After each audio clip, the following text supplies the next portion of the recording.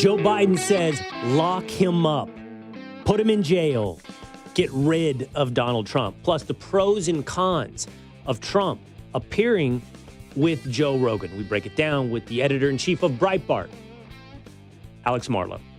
2, the South will rise again. Not politically, not a civil war. The South will dominate culture, and it already has. The rise of the South. 3, the October surprise, the story that is about to drop that could end Donald Trump. That's what we're told could be coming. Did it already come today? Is it that Trump loves Hitler?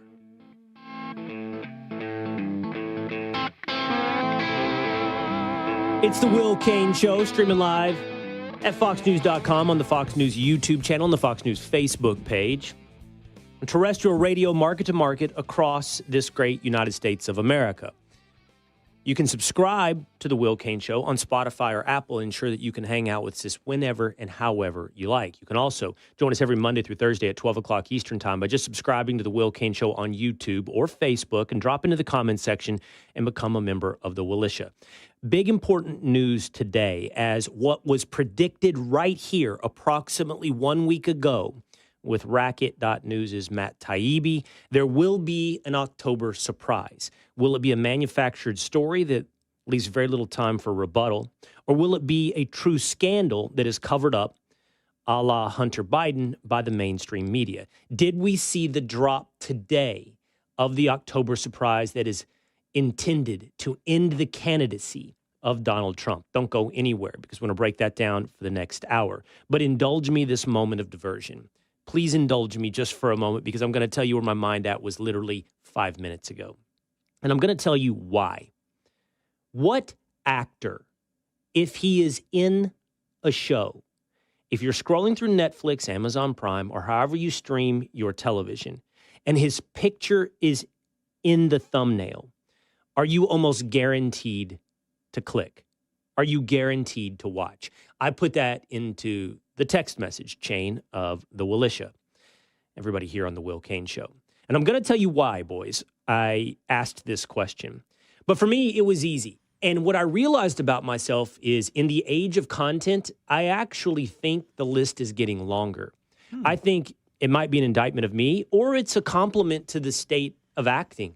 But there is, at this point, I would say, a list of like 10 actors. I'm clicking on the thumbnail. I'm streaming. I'm watching the show or movie. And what inspired this is a recent inclusion that I didn't even realize I liked this guy so much and that I would watch. And it is Benicio del Toro. I really like Benicio del Toro. I'm not talking about as a person or as politics. I have no idea. But I like, the characters that he plays. It's always like, I'll be honest with you, it's not a huge range. It's almost always kind of the same guy who is brooding, menacing, on the edge of violence, and it's magnetic. But I also like the choices he makes. Like, I love Sicario. I love the movie about the 2 Navy SEALs in Southern California that are dealing marijuana and dealing with the Mexican drug cartel. I also love The Usual Suspects. But I asked you guys to start rattling off names of people that you would must click, will watch. Capital WILL. Will watch if these guys are included. And I kicked it off by saying Denzel Washington. If Denzel's in, I am in. 0 doubt. Don't think I've missed. I think I might, maybe, I'm not sure. I've seen everything with Denzel. That's a good call. I would watch. There's some I would skip of his. But, you know, I told you mine, Daniel Day-Lewis, number 1. You quickly identified yourself as a hipster because you said Daniel Day-Lewis, Benedict Cumberbatch, Michael Fassbender, and Joaquin Phoenix. And it's like, okay, hipster. Yeah. All, by the way, capable of good performances and good movies. But this is as much about the choices they make as it is the characters they play, right? Like, I don't even think you believe Joaquin Phoenix, because I would bet you're not going to see Joker 2. You're not going to, and so he's done something weird. Fair point. And I told you on Fassbender and Cumberbatch, okay, first of all, get off the BBC. But second of all, they're all very capable of a great movie and also capable of doing a movie about a couple who's fallen into depression, their marriage is in malaise, and one of them has an affair. And as you pointed out, Dan, and then the movie's over. And that's the movie. You don't want to watch that? Well, that sounds very, very exciting. I like stories like that. No. This is exciting. You like I don't Mancurian sign up for Candidate. depression. It's like, oh, cool. 90 minutes of depression. Excited. Let's watch that. Yeah. What do I do after this? I Just think want- about my life? Yeah. I want to be entertained. I realize something about myself. I'm entertained by history, violence, and tension. Ooh, That's what I am entertained by. Russell Crowe, by the way. You mentioned a gladiator. I was just going to say him. Yeah, he's good. Okay, here's my thought. He is in a category 2. There's a category 2 of guys who make really good choices from time to time and then make choices that I'm like, I have no interest in that and you're not compelling enough to watch it. I'm going to tell you the guys that I consider in that category. Guys like Matt Damon. Guys like George Clooney. Pretty good, but not guaranteed to click on everything that he chooses to be in. Chris Pratt. Love Chris Pratt, but I'm not going to be in on every single choice Chris Pratt has made. Russell Crowe is in this group. Philip Seymour Hoffman's in this group, and there's no doubt how great he was. He was awesome, but I don't want to see every movie with Philip Seymour Hoffman. Tom Cruise is in this group for me. And I know that, like, you guys all jumped in on this. You love Tom Cruise, but, like, you really going to watch every Mission Impossible? Heck yeah. I mean, it's the same movie after a while. I don't care. Come on. Give me the same story, different places. I'm in. How much time do y'all have? That's insane. Tom Cruise is like The Rock. He's great, but some of his movies are a little too popcorn. And for me, just like Daniel Day-Lewis's movies are a little too artsy for me at times. So here's my group. You tell me if you disagree. And I told you it's getting longer. Christian Bale. I'm going to watch it if he's in it. Like me some Christian Bale. Mm-hmm. Bradley Cooper. If he's in it and the choices that he's made, I'm there. So. I don't know. He's on the edge, by the way, because he made some choice about like the orchestra guy in black and white. You know, I watched that for 15 minutes and turned it off. Couldn't do it. And so he's on the edge. He's burning a little bit of credibility with me, a little bit of currency. Vince Vaughn, Leonardo DiCaprio, in. Matthew McConaughey, Brad Pitt, in. And what I realized recently, Benicio del Toro. So I just started watching this show that came out called Escape from Dannemora, maybe? Dannemora. It's a prison in upstate New York. I didn't even realize this came out in 2018. And it's a series about those two guys that had a prison break in upstate New York, and it led to the 2-week manhunt that was on every news channel. Can you guys remember this? Like they were gone forever, and it's I don't know. I think Benicio del Toro, besides the fact that it's led me down the Wikipedia rabbit hole, which is always great for me. I start reading about this prison. I start reading about that area of the country, which is way up there by Vermont and Montreal, but still America. And this manhunt, I don't know. It's doing it for me right now, but in no small part because of Benicio del Toro. Those are my guys. That's my must-see. Drop it in the comments section. Tell us who you will watch if they are in. But, well, let's bring those in a little bit later. I'll get to those answers. Dan, we'll bring those in a little bit, but I have to get to this because it's big news. It is Joe Biden mentioning it is time to lock Donald Trump up, plus an October surprise that could end Donald Trump's campaign. One journalist says it's been pitched. He's seen the story. He has not yet reported. Was it dropped today? Donald Trump apparently loves Hitler. Let's get into all of that with story number 1. Alex Marlow is editor-in-chief of Breitbart.News, and he joins us now. What's up, Alex? Hey, Will. Nice to be on your show. Thanks for having me on. Yeah, I'm glad to have you on the show. Let's get straight to Joe Biden yesterday. Sure. After years of being told that Donald Trump is a would-be dictator that would use the military to lock up his political opponents, Joe Biden took to the microphone and said this. This is a guy who also wants to replace every civil servant, every single one. Thinks he has a right under the Supreme Court ruling on immunity to be able, if need be, if it was the case, to actually physically eliminate, shoot, kill someone who he believes to be a threat to him. I mean, so I know this sounds bizarre. It sounds like if I said this 5 years ago, you'd lock me up. We got to lock him up.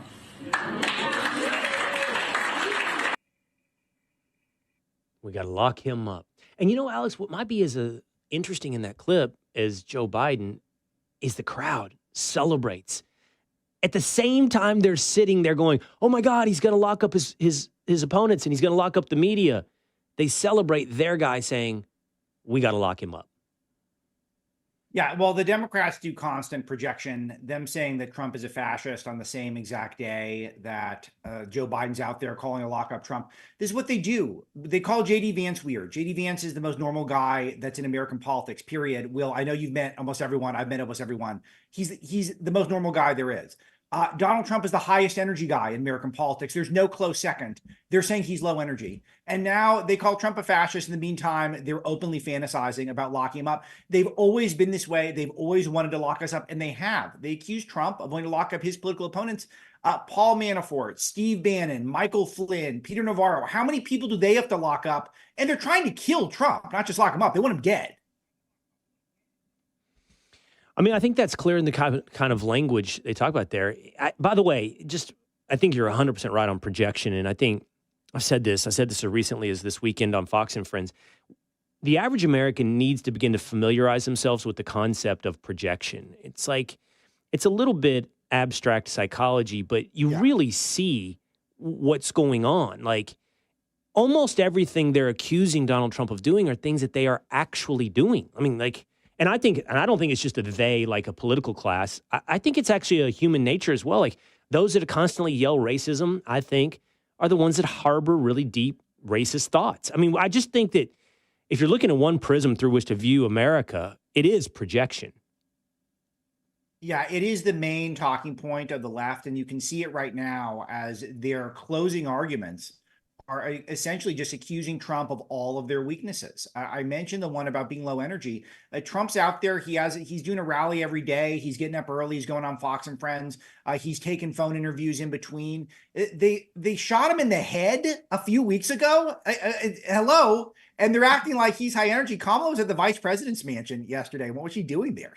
She did a couple of sit-down interviews with friendly media that didn't go well.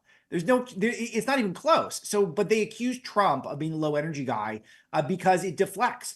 This was the whole premise of the Russian collusion hoax. It was manufactured because Hillary Clinton was very vulnerable because her and Bill's ties to Russia. My colleague Peter Schweitzer reported on all this stuff, the Uranium One connections, Bill getting $500,000 for a 45-minute speech. All of this stuff made the Clintons vulnerable to accusations that they were Russian assets. So what do? They say Trump's the Russian asset. That's their playbook. Here's another example. They're currently running with rhetoric like Trump is unwell. Tim Walz recently called him mad. He's descended into madness. Right. Painting a picture that not only is he low energy, but he's losing his mind. He is either old or insane. Well, we, of course, know that has been the story about sitting President Joe Biden for 4 years. And Kamala Harris was asked about that and her role in not alerting the American public to the mental fitness of the sitting president. Watch this question and answer. Can you say that you were honest with the American people about what you saw in those moments with President Biden as you were with him again and again, repeatedly in that time?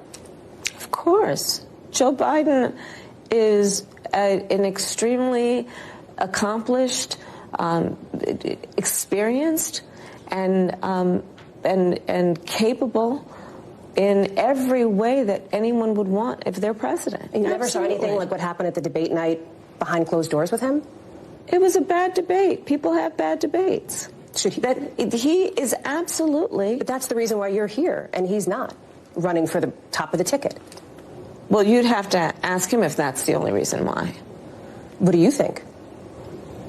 I am running for president of the United States. Joe Biden is not. Wow, you know what is interesting? That's NBC. I'm a big believer, Alex, in follow-ups or everything in the interview. There's no question that we used to talk about the gotcha question. There's no perfectly framed question to get a candidate off their talking point. And you see that. And she talks about past tense, right? She said, he's accomplished, he's experienced. She doesn't say he's mentally fit. She says capable, so I'll say that. She did say capable. But she doesn't address the real issue. Is he losing his faculties, right? She does not address that in her role in covering that up. But the follow-up really shows her limitations. I'm surprised. I'm happy NBC followed up in that interview. And you begin to see the limitations of Kamala Harris and the inability to get beyond the initial talking point, which evades answering the question, why did you cover up for him? Don't you think he's not fit? Yeah, you nailed it. This is her entire strategy in these interviews, is to not answer a single tough question and to assume that if there's a time limit, and she's very well coached, she's got one of the best Democrat political strategists in the business, and David Plouffe at her side. And he's saying these interviews are only so long. If you filibuster enough, they'll move on to a different question. And that's the whole strategy. And it's unworthy of being president of the United States. You should be able to answer tough questions. You should be able to be fluent in all the hardest issues. But they've taken an approach that she will just try to run out the clock and not answer any of these questions. That's why, as you say, the follow-up matters the most. It does. It's everything. And that's why, by the way, I believe it's been confirmed this morning that Kamala Harris will not appear with Joe Rogan. She's declined an invitation to do the Joe Rogan podcast. Of course while not. Trump, right. It was the most predictable thing in the world. Like 0% chance that was going to happen. Yeah. But Rogan apparently invited her because he's invited Trump, and he's going to have Trump on Friday. That's an interesting one. Do you think the pros for Trump outweigh the cons in appearing with Rogan? I'm confident right now that Trump's on top of his game. He's been very sharp lately. He's not making any mistakes. He's staying disciplined. He's bringing conversations back to issues that he's very comfortable with. He seems very confident right now, which projects well.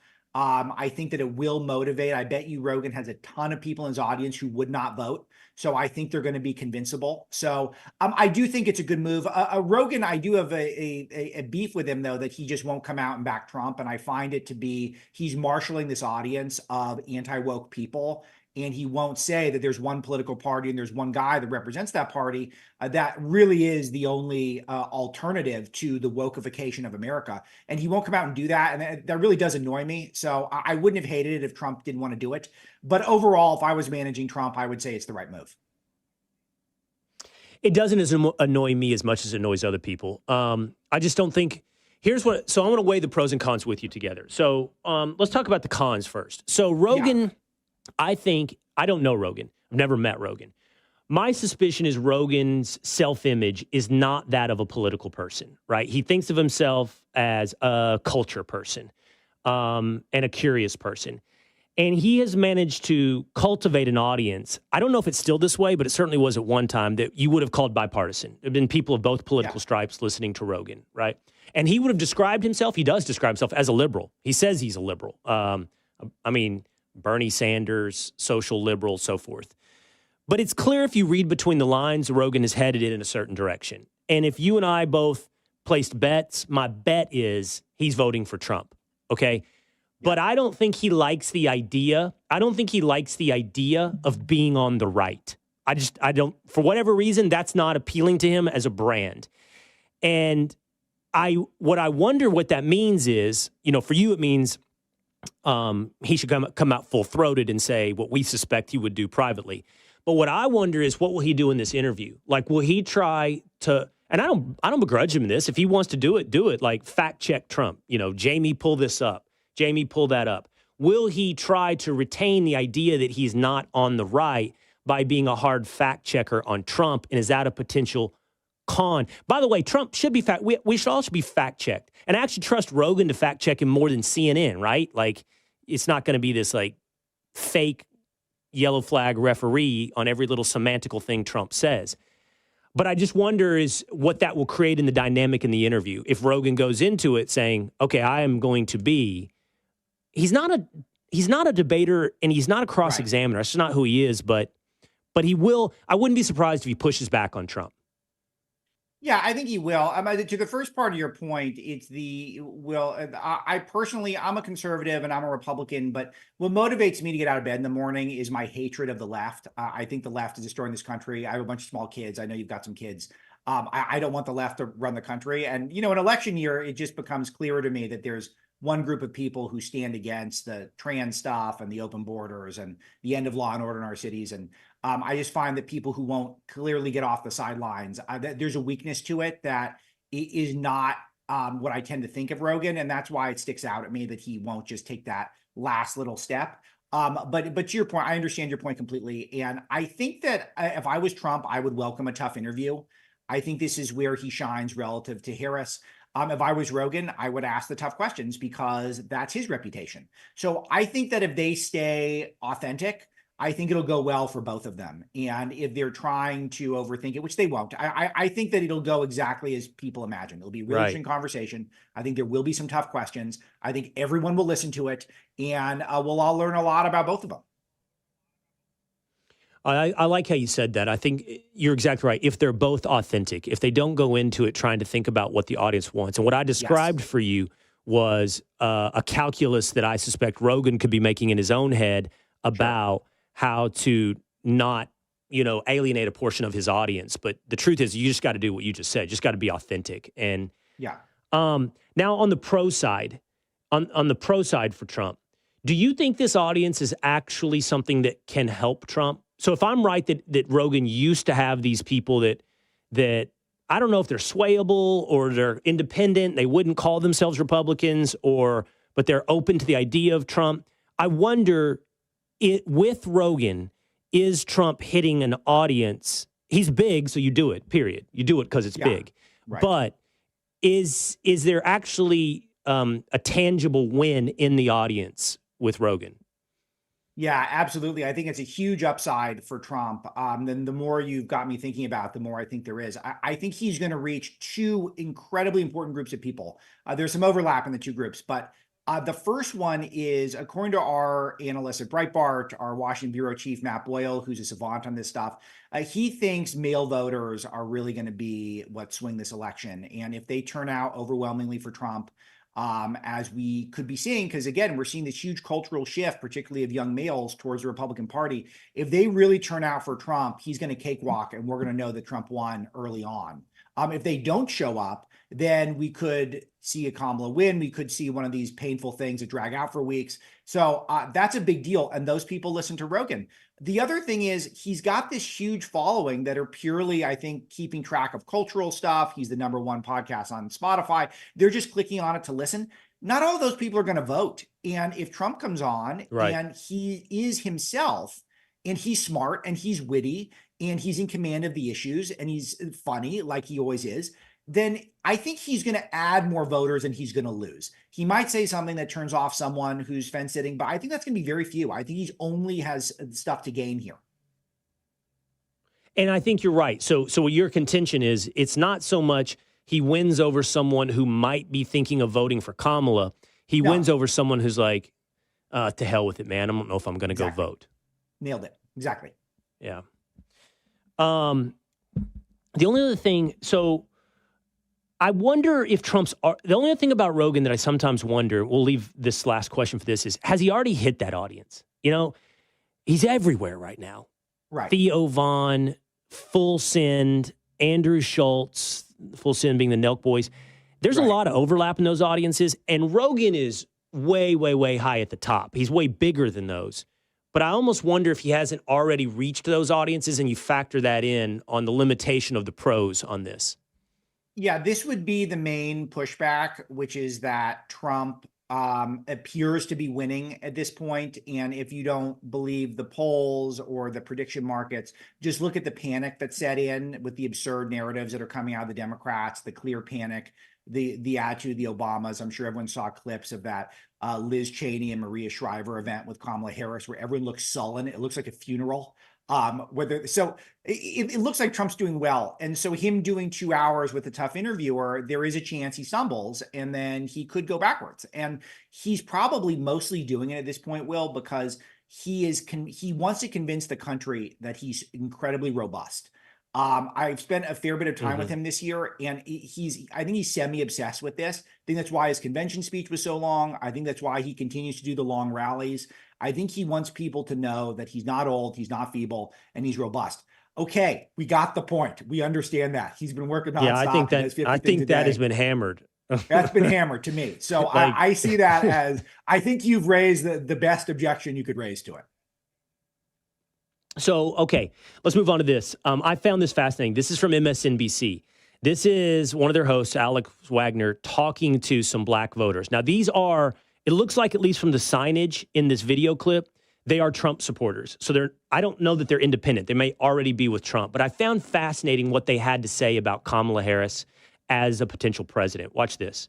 Well, for me, the very first time I ever heard the name Kamala Harris, it was in association to locking up parents for truancy. That was the first time I ever heard of her name. And I really didn't understand how this person claims to be a black woman, but yet she's locking up black women and black men and separating families. This is a thing that is, Trump talks about this a lot. He says, Kamala Harris became black when it was convenient. Right. Yeah. Can you talk to me about, do you agree with him on that? Do you feel like she's wearing her blackness? Absolutely. when she sworn into the Senate, it was as the first Indian American. Thank you. Which is, it's fine. We don't care. Yeah. We all know she's not black. Let's understand that. We are all clear of that. But my point of view, and like I told you earlier, she's already been there. She's in office right now.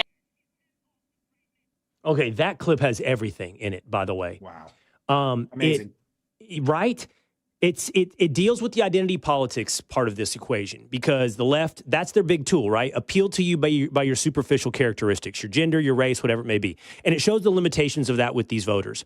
They then, if the clip went on just a little bit longer, Alex, went on to talk about like substance. They went on to say, she's not a commander-in-chief that you feel good putting on the world stage against other world leaders. And they kept saying that's what matters to them, right? They don't care about her race. You're not appealing to me because you're telling me you're black. You're not a commander-in-chief. They kept saying that and going back to that. And I don't know how that interview ended on MSNBC, but it should have ended with steam coming out of their ears or a revelation. I'm completely shocked. Well, you see, when Trump was talking about how she's not really black, he wasn't just popping off. Trump is actually quite deliberate. He's not given a lot of credit for this. But I didn't like that talking point for him. I didn't think it would be that effective on a personal level, but I knew why he was doing it. Me either, by the way. For these reasons. I didn't either. Yeah, and I'm a Californian, and I knew Kamala Harris's record, and a lot of it was locking up black people. That's a lot of what she did. And then she got to the Senate, and then all of a sudden she tried to pivot to be more of a civil rights person. And there's an incidental nature to some of what she claims is her cultural heritage. She grew up in one of the richest neighborhoods in Montreal.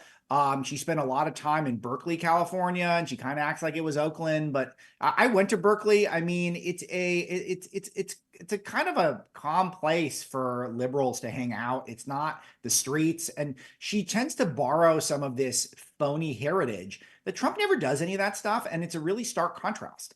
She's pretty much estranged from her dad, who's in Jamaica, and he's an economist, and she doesn't really have any street cred. And her acting as though the black vote is a guarantee, and Barack Obama acting like the black vote is a guarantee, it's very arrogant, and it's not adding up to reality right now. Well, it's not. I don't know if they're acting like it's a guarantee. I mean, Obama's hectoring black men. Like, they had Spike Lee. Well, I'm sorry, Spike Lee was on television doing the same thing. Yeah, it was entitlement. I should have said entitlement. They're acting like they're entitled to it. Like, hey, you guys are supposed to be with us. Yes. Why aren't you with us? Yes. They're definitely not acting like a guarantee. Thank you for the correction. No. That's right. Entitled is exactly the right word. And they're upset that the entitlement check doesn't seem to be coming in, at least with black men. Of course, that was at least a handful of black women in that clip on MSNBC. Okay, you guys at Breitbart do a lot of this stuff. I'm sure, although it probably wouldn't be pitched to you guys, your ear is pretty close to the ground on stories being shopped around. So Mark Halpern, who's broke a lot of news over his career, was on, I don't know where he was on when he said this, but we have the clip where he said there's a story, Alex, being shopped around that is being essentially sold as would end Donald Trump's campaign. Listen to Mark Halpern. these last 2 weeks are going to be filled with things like this. And I can tell you, without going into detail, that I've been pitched a story about Donald Trump now for about a week that, if true, would end his campaign. And there's all sorts of things like that flying around. I'm not the only one who's been pitched it. I'm going to talk about this a little bit more in detail later, Alex. But, well, first of all, I think anybody that believed that, not what Halpern had to say, anybody that believes the story that comes out 2 weeks before an election that's a brand new revelation that could end Trump's campaign, you'd have to be not just a moron, a willing moron to believe that story. But are you hearing stuff like this, that there's a story out there? Yeah, I am. Let me bring up a couple of points here. I really respect Mark Halpern a lot. I always noticed he was pretty good in his MSNBC days, and then he got canceled for some sex harassment stuff. And he's been trying to rehab his career. It's taken a long time, but he's always been incredibly smart in interviews. And he nailed not just that Biden was going to drop out. A lot of people guessed Biden would drop out, but he got the exact date and time. So that got my attention. So clearly he's very well sourced and he's hearing things that are legit. He deserves the benefit of the doubt. That said, he is a media person and he knows that we're all going to be talking about this clip and wondering what he's got. What I'm hearing, and I've got a lot of strategic sources through my work at Breitbart, I'm hearing it's a sex scandal. I'm hearing it's some sort of new sex accuser. I have no idea if that's true. I have no idea if there's anything persuasive about it. I have no idea if it's just someone trying to make money or to distract so we don't talk about the economy or immigration or crime or wars. But that's what I'm hearing. I have no idea if it's true at all, or if it'll even see the light of day, because maybe people see what you're seeing. Well, it seems like everyone's already going to vote it early. How much of a difference can it make with 2 weeks to go? It could just ruin your own credibility. I can't believe he's really got something solid that anyone will go with that will change the race. But again, if there's anyone who might know their thing or two, it's Halpern, it seems like. Well, so, okay, it feels like 10 years into this, everything that could have been reported has been reported, and stuff that never happened has been reported about Donald Trump. So I just find it, and I totally respect what you said about what you're hearing, and that's what we're talking about here. That's what Halpern's talking about. He's talking about what you're hearing. It's not a story. There's no reporting. There's nothing to this yet. But, like, why would it be now? You know? Like, if there were a thing, and we're to presume there's some level of validity to it that will be reported out, why would it be now and not at some point in the past 10 years? I hear you on sex and maybe some new person steps forward, but if they step forward now, do you know how much, forget skepticism, Alex, how much cynicism I would have about that story? Yeah, it's an old playbook that's not going to work. It's not going to work for a couple of reasons. I mean, we're post-Kavanaugh and all the absurd allegations against him and the Christine Blasey Ford absurdity that we all witnessed. So I think people are burned out on some of it. And then I also think that due to early voting, which Democrats institutionalized, they are the ones who institutionalize this. It means if you want to get your October surprise out, you better get it out in September or maybe August or somewhere around the conventions. You can't get it out 2 weeks before the election if you're smart. And it's less than 2 weeks now. So clearly there are holes in the story, if there is a story at all. And maybe it's just us trying to come up with any excuse to not talk about how bad things are going for normal Americans in America right now. All right. Really good. He's editor-in-chief at Breitbart News. By the way, he's also the author of Breaking Biden. You can check him out on X at Alex Marlow. Really appreciate him being on the Will Cain Show. Thank you, Alex. Thanks, Will. Appreciate you and all that you do. Okay. Take care, man.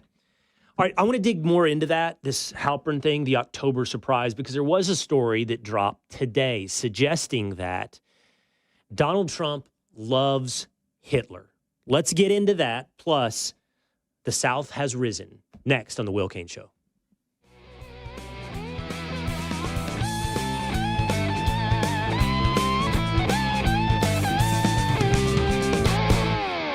It is time to take the quiz. 5 days a week, it's 5 questions in less than 5 minutes. We ask people on the streets of New York City to play along. Let's see how you do. Including the pre-Super Bowl era, what NFL franchise has won the most NFL championships?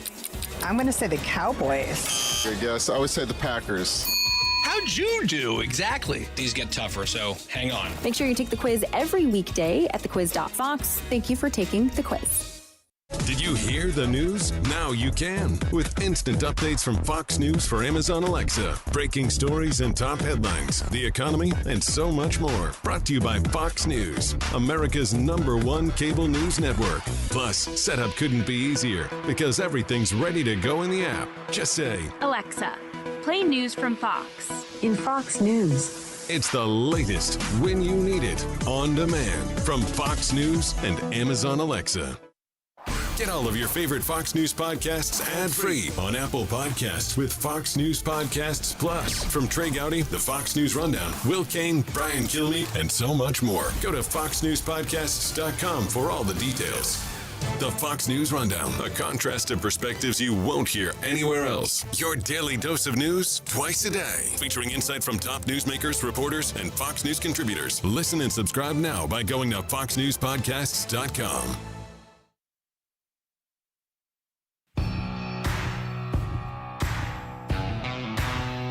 Mark Wahlberg says Carmen Thompson Gibson on YouTube. Patricia Common says Jeff Bridges. Yeah, that might be there. LC says Cillian Murphy. I think he's on I think all three of those are on my secondary career list of actors that I'd be very likely to watch what they are in, but not guaranteed. It's the Will Cain Show, streaming live at foxnews.com.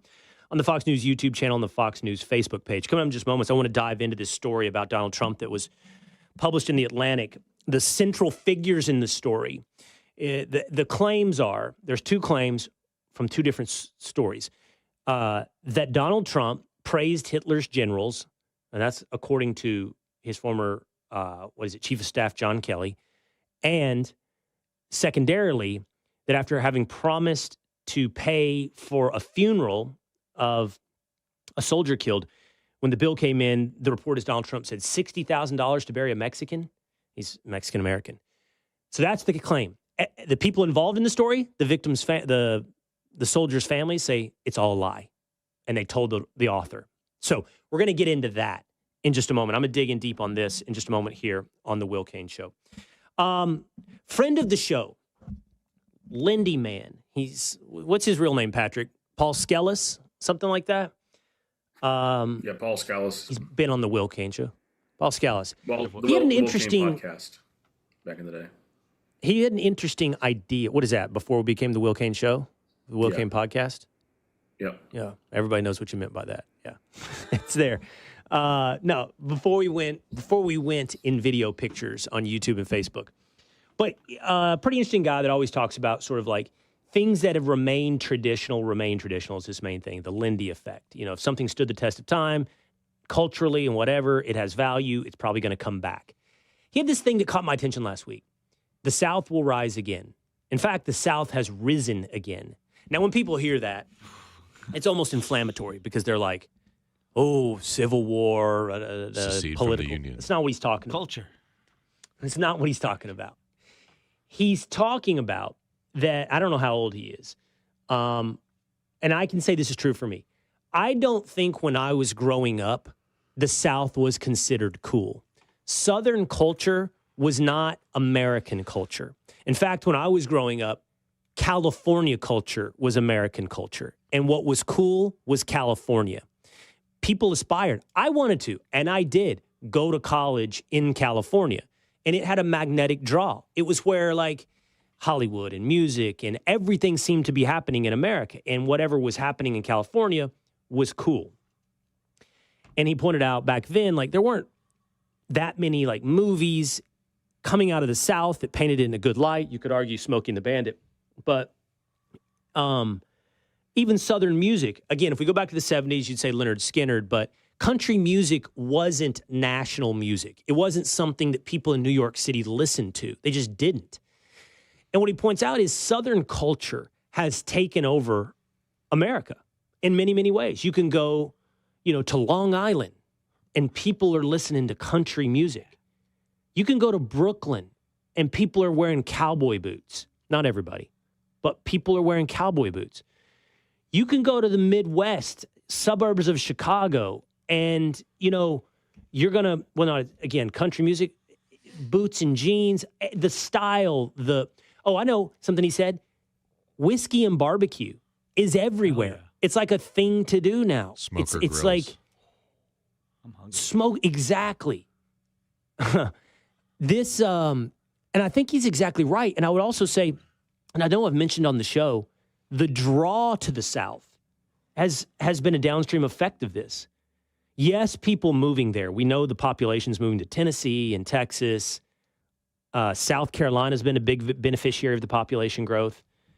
But also kids and where they choose colleges. From all over, from your neck of the woods, from the Northeast, from California. Where do they want to go now? They want to go to Texas in some occasions, TCU, places like that. But they want to go to Georgia and Alabama. And they want to be part of the rah-rah, college football culture. But that's part of Southern culture.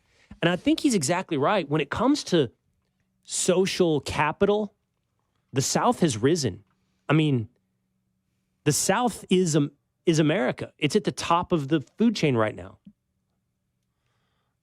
I agree with country music, too. I said it a few years ago. I saw the trend happening, and I said to my wife at the time, I was like, there's going to be a lot of pop artists that are going to go country. Mm-hmm. And because it was going in that direction, I thought Beyonce Nailed would. it. I thought Post Malone would. I thought Lana Del Rey would, and they all kind of went that direction because it is cool. Like, it is pop music now. Like, the CMAs are almost as popular. And that's relatively... Yeah. That's relatively new, Dan. I Yeah. saw a chart on country music popularity. Like, if you go back to 2016, it's really small. By 2024, it's huge. It's like the biggest subcategory of music that people listen to everywhere you go. Cowboy boot sales went up insanely in the past 2 years. It's crazy. I'd love to know the stats on that. I know. We should look it up. I would love to know. And I would have to guess Tecovas is the big beneficiary. I love the that. online I have boot a pair. sales. See, that tells me everything I need to know. Shut it. I have some too. But when my Brooklyn hipster producer has Tecovas and says I love them, I think we've figured it out. Yeah. And James, you and I talked about this. Don't you think that a lot of kids now from New Jersey and Pennsylvania, they're like, I meet parents like, yeah, my kid goes to Alabama. Nobody went to Alabama except people from Alabama and maybe Georgia 15 years ago. It's so weird. I went to a Morgan Wallen concert with some Fox execs in New Jersey, met their friends. This blew my mind. A dad came up to me. He introduced me to his son because he was there. He goes, my son's going to Texas Tech. I said, what? From awesome. Where do you live, New Jersey? You're going to Texas Tech? I'd have a hard time selling a Dallas kid on going to Texas Tech. And I love Tech, by the way. Love it. But it's not exactly a national draw. Yeah. But this is what's cool now, to go down to these places like Tech and Bama and Georgia. I saw it in my own hometown. Like, it used to be kids would never go to Southern schools, and I went to a very small Southern school, 2,000 kids, and in my hometown, from just Rye High School alone, there was 5 kids in my year to go to it. And I'll get asked, too, people are like, how did you end up there from Rye? And it's like, no, there's a lot of Northeastern kids there now. I have an update on the cowboy boot sales. So this is back in April when Beyonce's Western album came out. They saw boot sales jump up more than 20% week over week since Cowboy Carter launched, and Levi's sales up 24% back in April. Wow. Fascinating. Is it a fad? Does it come and go? Yes. Or is this gone in 5 years? Yep. It's the new Okay, well, NASCAR let me jacket. make one counter argument. It's the new NASCAR. Here, let me make one counter argument, okay? Part of the rise of this is what we talk about in the show a lot. It's male culture. Southern culture is pretty male, right? Like you said, smokers and whiskey and barbecue, brisket and boots and jeans. And country music is probably, I don't know, it might be primarily female audience. But Lindy Man says in his article, the masculine stereotype, cultural stereotype of the North doesn't exist. He kind of listed some things beyond like sports gambling. So like, let's say here's what I'd say. Let's say you're a dude from Chicago, right? You're a dude. We all know what that means. What does a dude from Chicago, like, how do you identify him? What does he lean into? what is his cultural thing that distinguishes him from everybody else? Do you know what I mean? He goes a ball cap. He goes like, to what is it? Goes to University of Wisconsin, probably. He goes to a lot of Cubs games with his buddies. Yeah, we just listen off. What does he listen to? Things. He might listen to more. What does he listen to? I think he listens to hip hop. I think Chicago is hip hop still. I think hip hop's gone down, especially among young men. I don't know. It could be as you get older thing, and you actually start to listen to some of the words, and you're like, I don't know about that. Yeah. So if he's listening to Morgan Wallen, that is Southern culture dominating that. That's pop So music. what's uniquely? I get you. I hear you. But what is uniquely Northern or Midwestern that you'd say that's bros from that culture have that could reassert itself in the next wave of fads? Golf. You know, I'm saying like a lot of golf. look at you. Yeah. I'm not sure that's Northern though. Well, we're like, known as the country James. club Take part James. of the world, part of the country. Yeah, we don't know anything Take about James. the Midwest. James is a 25-year-old guy. He's a bro. He's Thanks. from Westchester. And he's over there, and he's at work right now. And I only ever see him at work, but he wears loafers and sweaters. And it's your work attire. He's wearing I'll a give you Players that. Championship. It is. Shirt. Which is Southern. That's Florida. So, like, if your side of the cultural aisle ends up winning at some point, and the Southern thing is a fad, does that mean, like, in 5 years, everybody's dressing like country club preppies, and that's the next wave of like, I don't know. I think That's, so. I think so. That's tough to say too, because I think the color scheme I used to wear as I went to school in the South was a little like lighter and pastel-y. And I remember some girl on the first day was like, "You look like you dressed from the South," and I was like, "Oh, really? This is just." What about the pop collar, polo Ralph Lauren look? That's a little that could too. come back. That's a little too much for me. That's like it's like the fake old money look. That had like a year. With a year's- sweater around your shoulders. There was this like years long trend, and it just died out. It was the what do you call it? Like the old money. Yeah, the Gatsby. Old money aesthetic. Yeah. And it Gatsby took off, thing. and people were like, "This is fake." Done. Well, what it says to me is, I don't know if it's a fad. I don't know. The South has risen, and I'm not sure it's going anywhere anytime soon. Real quick, James. The only thing on that is it become a fad, and kids go to school in the South. Is I think some Northern kids might find like maybe they like things about Southern culture, but like, are they ever truly gonna fit in and like become one with those communities? Or are they gonna struggle with? No, wait, I grew up in the North. Like, how do I ingratiate with Dallas right. communities? Yeah. No, that's right. That would be a thing. But they're going to go home and listen and say, "Guys, have you heard the new Morgan Wallen?" And that's what they're going to do. And it's the export of Southern culture. And I don't know if it's going anywhere anytime soon. The South has risen. All right. The October surprise may have dropped this morning. Is it that Trump is a fascist and loves Hitler? Next on the Will Cain Show.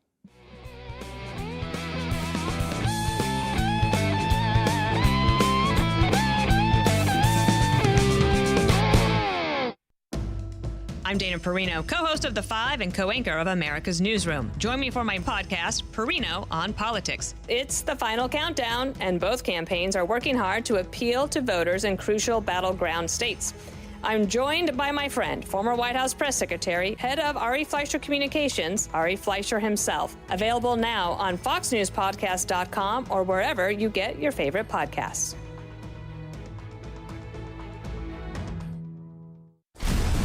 Will Howard and Ohio State take on Nebraska. The best pregame, the best announcers, the biggest games. Big noon Saturday, noon Eastern on Fox. We're bringing the thunder to football. Fox Weather is storming the field with the risk of weather impact on the hottest NFL games this season. Listen to Storming the Field every Friday on FoxNewsPodcasts.com. I'm Dana Perino, co-host of The Five and co-anchor of America's Newsroom. Join me for my podcast, Perino on Politics. It's the final countdown, and both campaigns are working hard to appeal to voters in crucial battleground states. I'm joined by my friend, former White House press secretary, head of Ari Fleischer Communications, Ari Fleischer himself. Available now on FoxNewsPodcast.com or wherever you get your favorite podcasts.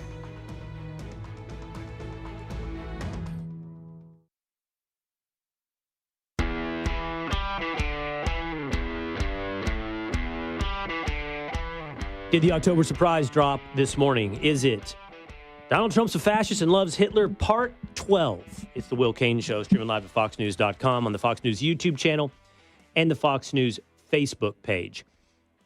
About a week ago, journalist Matt Taibbi was here on the Will Cain Show, and we were talking about what bullet is left to fire, figuratively and literally. What's left to stop Donald Trump? And I made a prediction then. Here was what I had to say a little over a week ago. What's left to try to stop Donald Trump? And I don't know the answer to that, Matt, and we're 21 days out. My suspicion is it's something involving the media, meaning it's either we're going to see some egregious censorship of a story that you should know about involving Kamala Harris or Tim Walz that you won't get to know about, or a manufactured story about Donald Trump that isn't vetted, is poor reporting, will be shoved out there into everyone's consciousness before it can be fact-checked and rebutted. That's my suspicion of what we'll see in the next 21 days. That's the only bullet left to fire. It's the media. Yeah, I think that's probably right, because they've done everything else. I mean, they've done, he's going to be a fascist.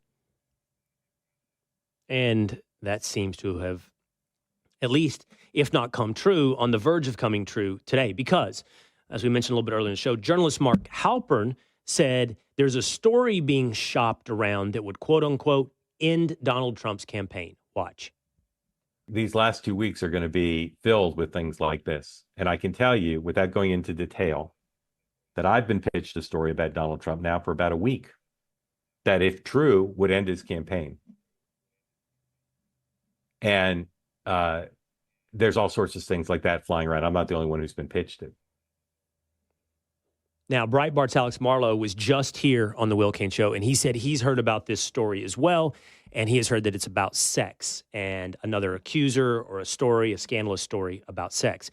Mark Halpern has since gone on other programs and said, I want to clarify something. I don't believe the story is true. That's why I'm not reporting it. I'm only telling you that a story is being pitched and run out there.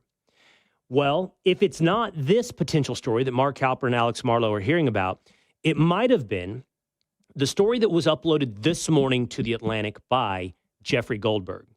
In it, this story claims that Donald Trump praised Hitler's generals and said, I need generals like Hitler. That, according to his former head staffer, John Kelly.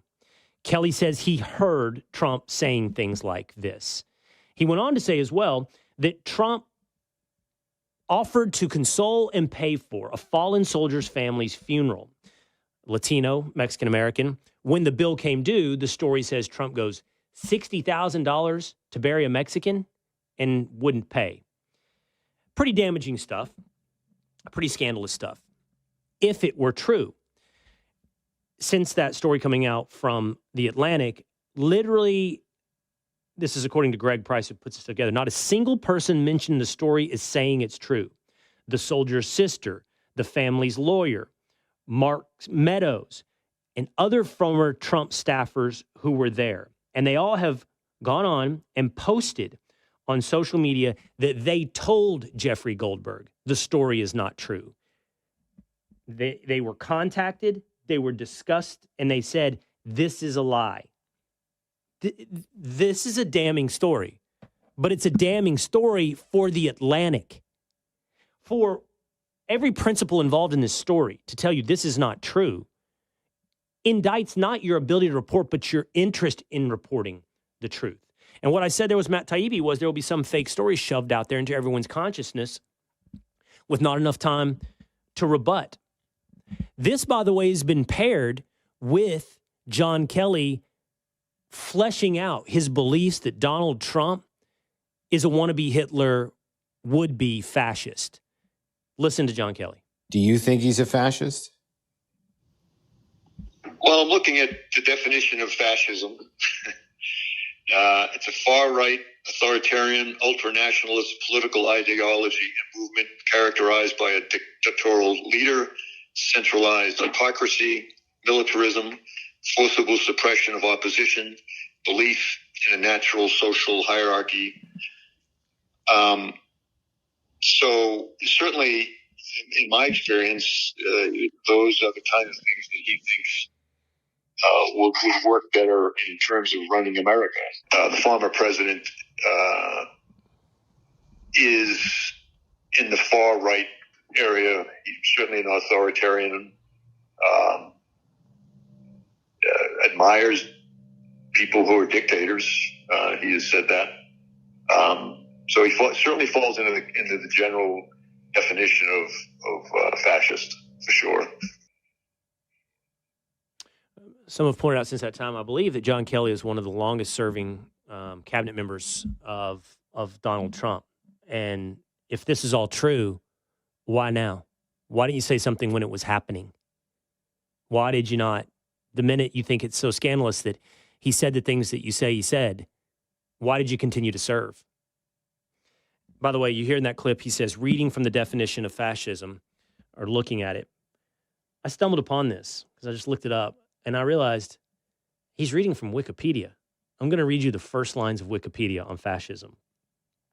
A far-right, authoritarian, ultranationalist political ideology and movement characterized by a dictatorial leader, centralized autocracy, militarism, and forcible suppression of opposition. Belief in a natural social hierarchy. That's word for word what Kelly did to define fascism. Now, if you're going to learn about what fascism is from Wikipedia, you should maybe read beyond the first line. Because as you go down in the article, it's pretty fascinating. There's a quote here in there. It says, trying to define fascism is like trying to nail jelly to a wall. Fascism has been basically a pejorative hurled at any form of government that you do not like. There are certain characteristics that have been common to fascist regimes. Most people like to look to Adolf Hitler, and National Socialism is the best example of fascism. Well, if that's the case, then we need to understand that was a socialist movement, a national socialist movement. Hard to describe by any modern conception how it is far right. The most common example of fascism is actually Benito Mussolini in Italy. But again, to accept the fascism, see, I reject the entire idea of fascism on one side and communism on another. It only makes sense if we're forced to believe in this ideological spectrum from left to right. And it's just not the way it is. And I think all of us are understanding that. I think we're beginning to understand that. A political ideology, if it can be put on a spectrum, is one that is actually shaped as a circle. And fascism and communism are both side by side. Take your two ends of the spectrum, fold them up into a circle, and they meet at the top under the authoritarian wing. Who cares if it's far left or far right? What's the difference? It's an authoritarian ideology. In fascism's case, but I would also argue in communism's case, centered around the idea of nationalism, the Soviet Union, a nationalistic idea designed to help, at least in words, the proletariat. Often expansive in foreign wars, yes and yes. And now I ask you to apply that to Donald Trump. Interest or less interest in foreign wars in the current sitting president? Ukraine, talking about what to do right now with Iran, how to deal with Israel. Have foreign wars expanded or decreased since Donald Trump left office? Is that the type of characteristic you envision when you think of a fascist? What about centralizing authority? Well, Donald Trump was president for 4 years. How did he centralize authority? Most of the platform is an idea of a more efficient federal bureaucracy. And, for example, when it comes to Roe v. Wade, taking powers out of the hands of the federal government, be it the legislature or the Supreme Court, and turning them back over to the states. That's not what a fascist would do. What about this persecution of your political opponents? Now everybody points to the rhetoric of Donald Trump. What did he do in 4 years? Versus what we know about the Department of Justice going after their political opponents, both political figures and the common person who have fallen outside the lines of what is acceptable. And just today, as a reminder, the sitting president, not a candidate president, which I would argue is very different. Candidate Trump, lock up Hillary Clinton. Sitting president Joe Biden saying, lock up Donald Trump. Listen. This is a guy who also wants to replace every civil servant. Every single one. Thinks he has a right under the Supreme Court ruling on immunity to be able, if need be, if it was the case, to actually physically eliminate, shoot, kill someone who he believes to be a threat to him. I mean, so I know this sounds bizarre. It sounds like if I said this 5 years ago, you'd lock me up. We got to lock him up.